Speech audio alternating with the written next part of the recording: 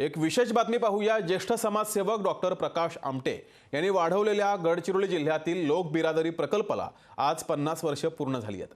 पण 50 वर्षांचा हा प्रवास तितकाच खडतर आणि आव्हानात्मक होता। यावर प्रकाश टाकणारा आमचे प्रतिनिधी मनोज ताजने यांचा हा विशेष वृत्तांत।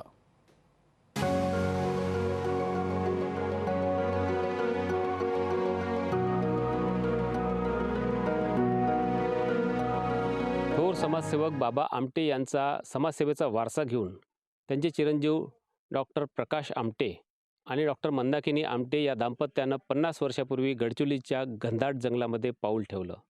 भामरागड जवळच्या हेमलकसा येथे लोकबिरादरी प्रकल्प या नावाने त्यांनी आपलं काम सुरू केलं।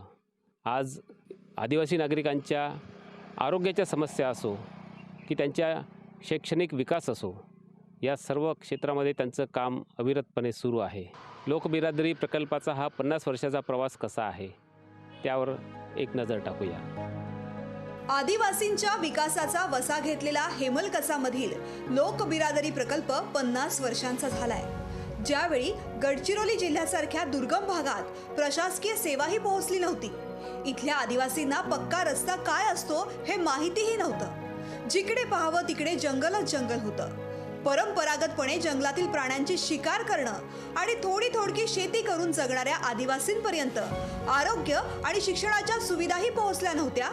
तेव्हा या आदिवासींचं उत्थान करण्यासाठी ज्येष्ठ समाजसेवक बाबा आमटे यांचे चिरंजीव डॉक्टर प्रकाश आमटे यांनी वडिलांच्या समाजसेवेचा वारसा चालवण्यासाठी चंद्रपूर जिल्ह्यातील आनंदवन सोडून 23 डिसेंबर 1973 रोजी गडचिरोली जिल्ह्यातील हेमलकसा गाठलं।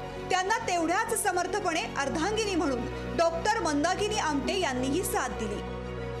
आनंदवन काम काय चाललंच होतं, पण इथे काही असं डोक्यात अजिबात विचार नव्हता, पण ती पिकनिक हे कारणीभूत झालं। त्याच्या डोक्यात ते आदिवासींचं जीवनाचं ते सबकॉन्शियस माइंडमध्ये असावं ते।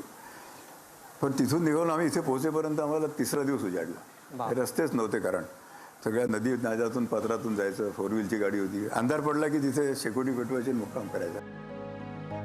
भामरागड जवळच्या हेमलकसा गावात डॉक्टर आमटे दाम्पत्यानं लोकबिरादरी प्रकल्प सुरू करून रुग्णसेवा सुरू केली।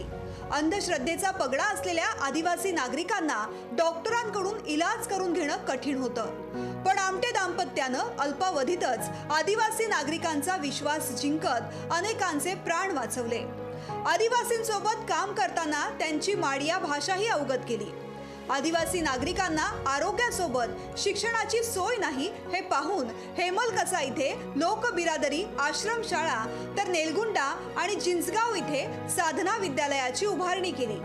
या शाळांमध्ये चांगल्या शिक्षणासोबत खेळांना प्राधान्य दिलं जात असल्यानं या शाळांचे विद्यार्थी राज्य आणि राष्ट्रीय स्तरावरही चमकलेत। विशेष म्हणजे हेमलकसाच्या जंगलात वास्तव्य करताना डॉक्टर प्रकाश आमटे यांना प्राण्यांचा लढा लागला। जंगलातील बिबटे, अस्वल, मगरी सारख्या जखमी अवस्थेत सापडलेल्या हिंस्र प्राण्यांवरती उपचार करून त्यांना आश्रय देण्यासाठी त्यांनी आमटेच ॲनिमल आर्क हे प्राणी संग्रहालय लोकबिरादरी प्रकल्पातच सुरू केलं। त्यामुळे हिंस्र वाटणारे जंगली प्राणीही त्यांच्या सोबत पाळीव प्राण्यांप्रमाणे वागतात हे पाहून आश्चर्य वाटल्याशिवाय राहत नाही। हा प्रवास कसा सुरू झाला हे डॉक्टर मंदाकिनी आमटे यांनीही सांगितलंय। बाबा आमट्यांचे पोर आहेत आता। हा म्हणे, हो मी काय पागल आहे का म्हणे, तिथे जंगलामध्ये काही आहे का तिथे? हा म्हणाला की नाही, आम्ही असं ठरलं की या एरियात काम करायचं आहे, आम्हाला मला हा एरिया मंदाला दाखवायचा आहे। तर ते म्हणाले, हे बघा तुम्ही जा, पण तिकडे मुक्काम करायचा विचार करू नका, कारण तिथे काहीच नाही आहे। तुम्ही जा आणि संध्याकाळपर्यंत कसंही करून इथे परत या, माझ्याकडे येऊन राहा।